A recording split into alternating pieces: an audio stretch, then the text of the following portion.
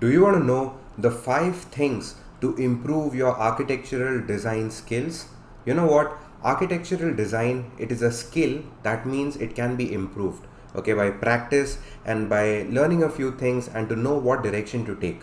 Alright, so if you are someone who wants to know how do you improve your architectural design skills, then this is the video for you, and just stay tuned to know what you can do. And without a further ado, let's just move into this. So the first thing, okay, to improve your architectural design skill sets is that you need to improve your ideation. Now that is the first thing which we think about whenever we start any process. What are the ideas that we get? Okay, from what ideas do you need to think about? How do you go about a project, and why do you even select that idea? Now there are 3 things to this. Okay, so the first thing that we have over here is to know your topic well, because whatever topic that you're designing, you need to know that well. Only once you know it well, you can come out with the best ideas, because you need to know why you need that idea, right? And along with that, also what you need to know is you need to know the problems faced by the users. Now you know what, for every topic there is a specific set of users. Okay, that means for a primary school, there'll be the users would be students, the staff members, the teachers, and even the support staff, right? When it comes to a hospital, there are a specific set of users. When it comes to an architectural college, there are specific users, students learning architecture. But when it comes to an engineering college, there are students who are learning engineering. So even if it is a student, even if it is a public space, that means if it is a library, people come to learn there. So there is a specific mindset, right? But if people go to maybe a shopping mall, people are going to shop there, right? They won't be going with a mindset of reading there. Yeah, so there's always a specific set of users, and what you need to do is you need to find what are the specific problems that those users are facing to do the activities that they're doing.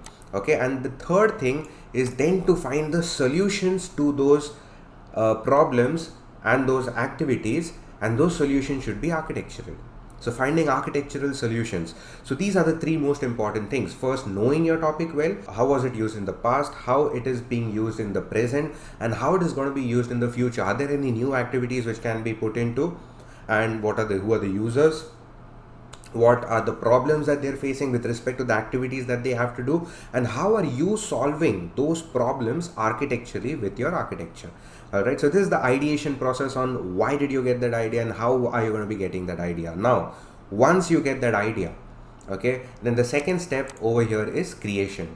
Now, because just having the ideas is not enough, right? You need the proper scaled forms, scale drawings, plans, sections, elevations, so that those ideas could be constructed.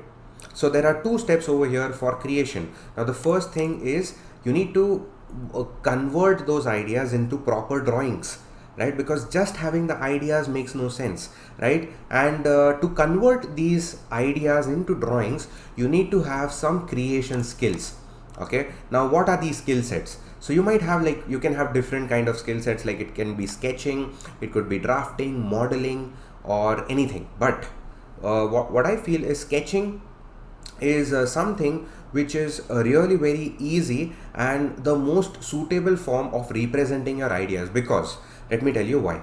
Now, when we model something or when we draft something, there's a lot of thoughts running on in our heads. Like, do I use a spline, or do I use a rectangle, or do I make a cylinder and push it and then put in a sphere, and then do I subtract it? All of these thoughts keep on running in your mind. But when you sketch, you don't have to think about all of these things. You just connect your ideas with your hand and you just flow it onto the paper. Okay, so that's why sketching is the fastest way of implementing your ideas, and all that you have to do is you just have to visualize them. Okay, because our mind, it keeps on hopping from here and there, and it's always like a monkey keeping on hopping from here and there. And to have an idea, to have it fixed in your mind, it's going to be very difficult, right? And because of that, you need to be able to visualize that on a piece of paper so that it becomes concrete, doesn't move here and there. Okay, so you know that there's something which is concrete and you can stick to that, right, to visualize that. So that's why first you can just give it a sketch, and you don't have to be a professional sketch artist for this. Basic sketching, just to communicate and just to take the idea out from your mind and just to represent it on a paper, whatever is enough, that's okay. Yeah, then later on you can draft it, you can model it, you can create views. All right, so this is what are the skill sets that you need. And in fact, if you're unconsciously competent with your drafting and modeling, then even if you're not good at sketching, that's totally fine. Okay, that means if you don't have to do the thinking process a lot, you can even do modeling and drafting. And especially when it comes to modeling, you can actually visualize your entire design in front of you. That means if you want to do any further changes into it, okay, you have the complete design in front of you. You can just have a look at it from the entire 360 view, and anything that doesn't seem good, you can just change it out, right? So that is the second process. And the second step, which is creation. And if you just improve your creation process, your ideation process, ultimately architectural design skills are going to go up. All right, then let's move on to the third step. Okay, the third thing is presentation. Now once you create your ideas, once you make forms, and once you make drawings, the next step is to now communicate your ideas to your clients or to your jurors if you are a student. Okay, so the thing about presenting is you need to communicate your ideas. You need to communicate them verbally as well as graphically. Okay, and not only graphical as it is always told, because if you just present it graphically, sometimes it becomes difficult to understand. We need to also have a message and a verbal communication. All right, and to properly represent this, I've got a formula, which is having your ideas aligned with your graphics, aligned with your words. Okay, when your ideas, whatever you think about in the ideation process, yeah, the problem solving attitude, once it is aligning to your graphics, to the drawings that you have made, and the form that you have, and once that both of them is aligning with your words that you speak, when everything is in sync, your presentation is going to be very beautiful. All right, and the third thing is to remember that try to present in the form of stories, because you know what, humans, no matter if it is a child or even if it is an elderly person, everyone is hardwired to listen to stories. And when it comes to like the biggest influencers in the world, the best public speakers, what all do? They tell a lot of stories, right? Because stories help us to relate with things. And there is this saying which goes by, facts tell but stories sell. And when we are presenting our design, we are doing nothing but we are actually selling our ideas to maybe our clients or to our users. And stories are the best way to do that. All right, so that is the third part, which is presentation. And let's move on to the fourth part over here. And the fourth part is execution. Okay, now the execution process is very important, because after you present your design, once you get the project, next thing what's going to be happening is that you need to get your ideas into reality.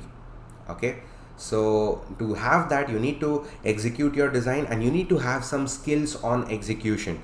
Okay, and that is a practical implementation of your knowledge. Now, how do you develop these skills? Maybe you just go to the site and you observe how the work is happening. Okay, observe each and every process. You can now watch videos from YouTube, any construction videos. You can read some construction blogs, or just talk with experts, hang out with experts, ask them, ask contractors, ask material vendors how the fixing is done, what are the details required, because you know what, these people, they are the experts in their field, and they have a lot of knowledge because they're experts. Now if someone asks you about design, if you're an architect, you can tell them a lot of things about design, right?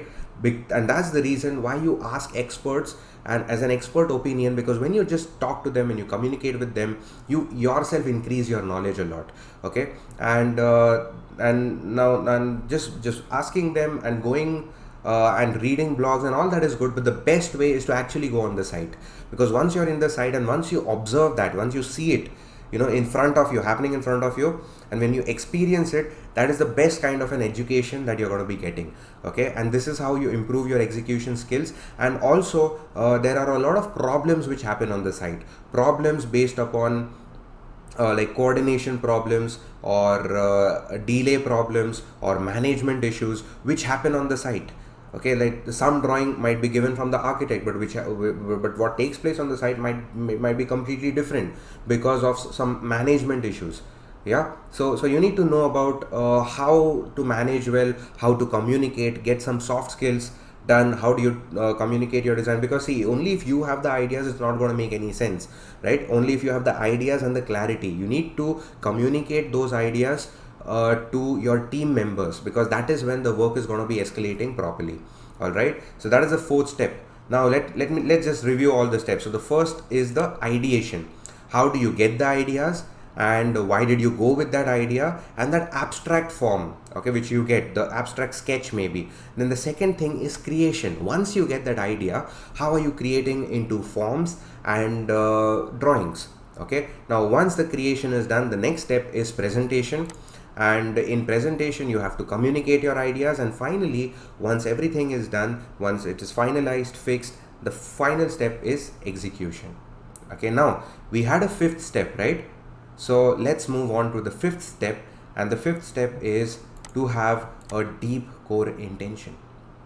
To know what is your deep core intention, because you know what, all of these four steps which I've told in just like a few minutes, it's actually very difficult to go through. Okay, you'll have to practice a lot. You'll have to go through a continuous practice session, and it is actually a little bit difficult to go ahead with. Yeah, and your deep core intention, that is going to define whether you're enjoying it or you're going to be stressed out. Okay, now there are different points over here. So the first thing is, just ask to yourself, why are you doing this? Why are you becoming an architect? Is it for the fame, or is it for the money, or is it because you're very passionate about it? Yeah, it could be anything, right? When you're just coming into it, you might not know why. So just be clear about why do you want to become an architect. Because let me tell you, if you're going with an intention of passionate learning, if you're very passionate about learning this, all of these four processes, they're going to be sounding like really fun to you, and it'll be very fun to go through them one by one by one. But if that's not the case, let me tell you, all the best, my friend, because it's going to be like very stressed out. All right, so try to find out if you're having fun while going this, or it's getting stressed out, or you're not liking the process. Okay, loving the process is very important. Then the second thing is that, do you have a solution mindset, or do you just want to arrange the brief? Okay, now this is in sync with why are you doing this, okay, and your intention, the passionate intention that you have. Now when you get the brief, do you just quickly arrange it with respect to just stacking them one above the other, or just arranging them horizontally? Yeah, or do you think about it? Okay, why am I doing this? Why is it important? Is it solving the problems of my users? Going with the solution mindset. Okay, so think about it, because see, if you're just arranging it on top of the other, or just arranging stuff anyhow, anybody can do that, right? Now why are you an architect? Because you are solving specific problems of specific users to make their life comfortable, right? We are designing it for them to make it comfortable for them, and only when you're able to add value, that design is going to be really amazing, right? So this is very important. And the third point over here is to manage your environment. Okay, now when you have that deep core intention set, that is when you can completely manage your environment. And by managing the environment, what do I mean is, what you see, what you read, what you watch, whom do you talk to. When you're able to completely arrange your environment for your growth, like if you watch content on architectural design, okay, if you read blogs, if you're just watching some YouTube videos on design, or watching some series on Netflix, or construction series, or anything, okay, or just talking or hanging out with experts, asking them about their experiences, getting to know about experience. Now all of these things, when you manage your environment in such a way, you get to learn a lot. Okay, and in fact, if you're just watching this video, you are on track. Okay, you are actually going through an architectural content. Okay, and if you're liking this, please type in awesome in the comment box if you felt this was awesome till here. And yeah, so basically just arrange your environment, watch really good content, and you never know where you might get your inspiration from, right? So these are the 5 steps to improve your architectural design skills. If you found this video to be useful, just type in useful in the comment box, and let's meet in the next video. Until then, bye bye and take care.